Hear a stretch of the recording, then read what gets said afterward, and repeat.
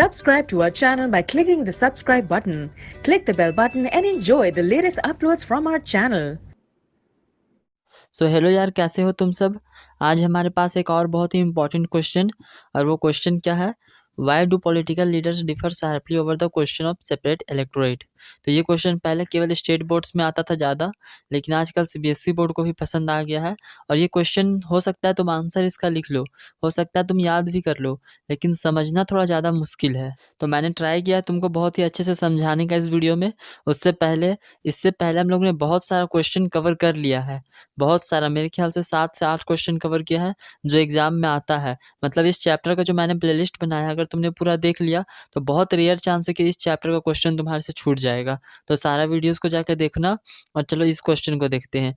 तो देखो, सबसे पहले क्वेश्चन में पूछा क्या है, जो हमारे पॉलिटिकल लीडर्स थे, लाइक बी आर अम्बेडकर हो गया, महात्मा गांधी हो गए, मोहम्मद अली जिन्ना हो गया, वो सब सेपरेट इलेक्टोरेट, ये सेपरेट इलेक्टोरेट क्या होता है मैं तुम्हें बताऊंगा, उसके ऊपर अलग अलग विचार रखते थे।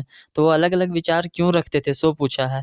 उससे पहले सेपरेट इलेक्टोरेट क्या होता है वो बच्चों को बिल्कुल समझ में नहीं आता, तो वो मैं तुम्हें समझाता हूँ एक कहानी के माध्यम से। तो सबसे पहले आ जाते हैं अपने कहानी पे। तो कहानी कुछ इस तरह है, मान लो गवर्नमेंट ने गवर्नमेंट जॉब निकाला, यानी सरकारी नौकरी, और इस सरकारी नौकरी में हर एक स्टेट में एक सीट है, यानी हर एक स्टेट में एक आदमी को नौकरी मिलेगा।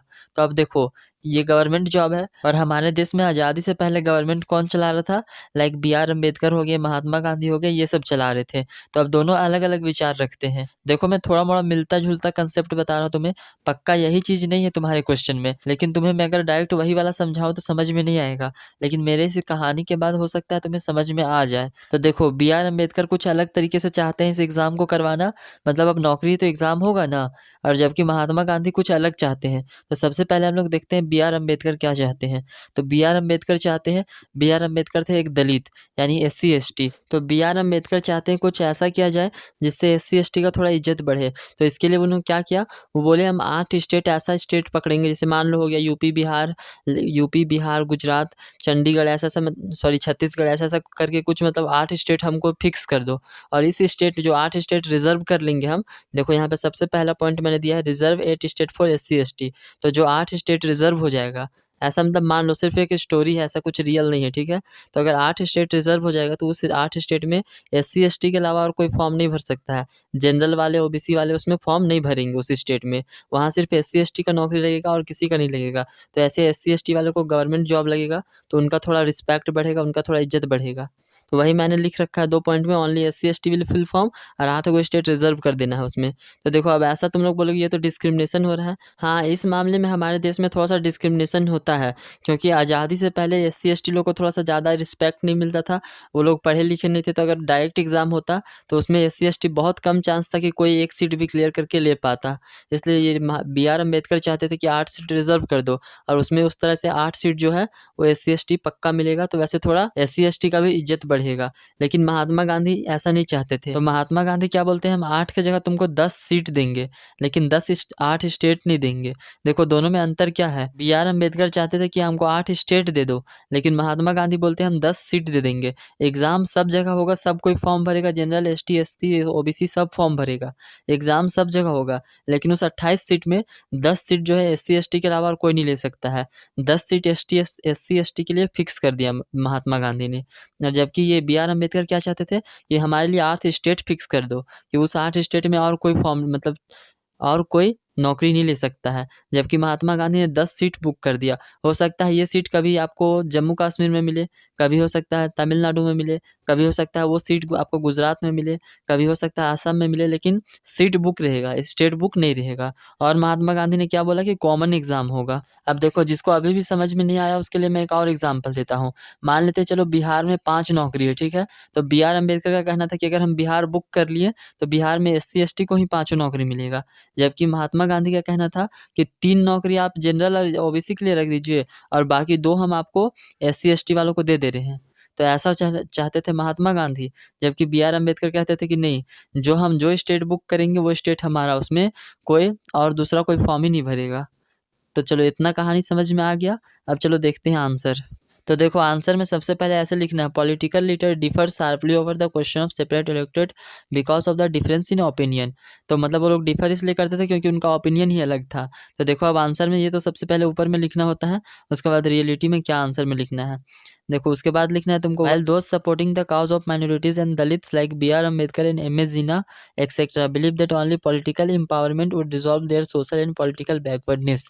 On the other hand, पहले मैं पूरा पढ़ ले रहा हूँ, ठीक है। On the other hand various leader specially Gandhi ji thought that separate electorate would further slow down the process of their integration into society.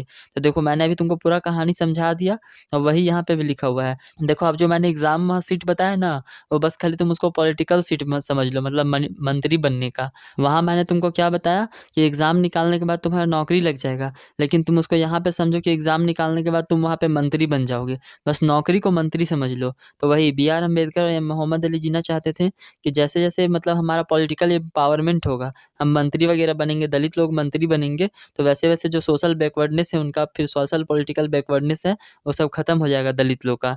लेकिन वही महात्मा गांधी चाहते थे अगर मान लो 8 गो स्टेट को हम बुक कर दिए उनके लिए, तो वो ऐसा नहीं हो सकता कि फ्यूचर में सोचेंगे ये 8 स्टेट तो हमारा है, तो क्यों ना हम एक अलग कंट्री बना लें इंडिया से। वो 8 स्टेट में तो और कोई दूसरा कोई मतलब मंत्री नहीं ना बन रहा है।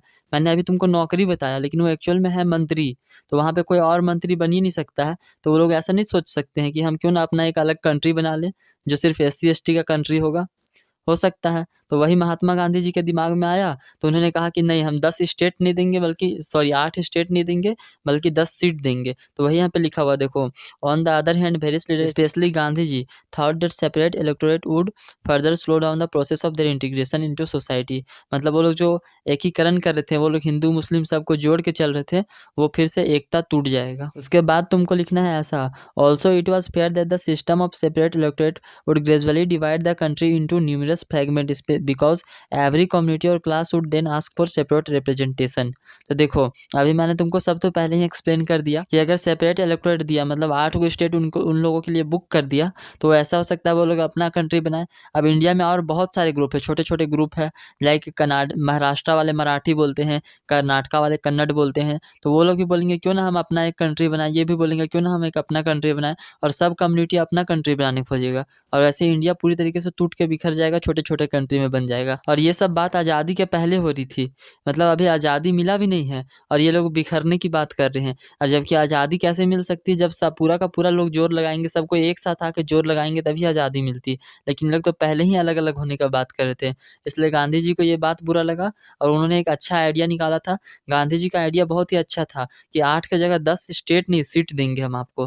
तो यही था इस क्वेश्चन का बेस्ट आंसर, कॉपी में नोट कर लेना। पहली बार तुम लोगों के लिए मैंने फिर से क्लास 10 का बुक पढ़ा, क्योंकि ये समझाना बहुत ज़्यादा मुश्किल था, ये कॉन्सेप्ट थोड़ा हार्ड था। तो अगर तुमको समझ में आ गया तो बहुत अच्छा, वीडियो को लाइक और सब्सक्राइब कर दो।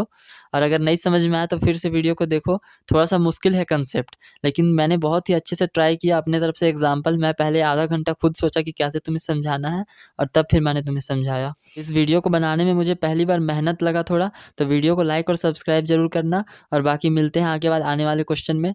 Tata bye bye.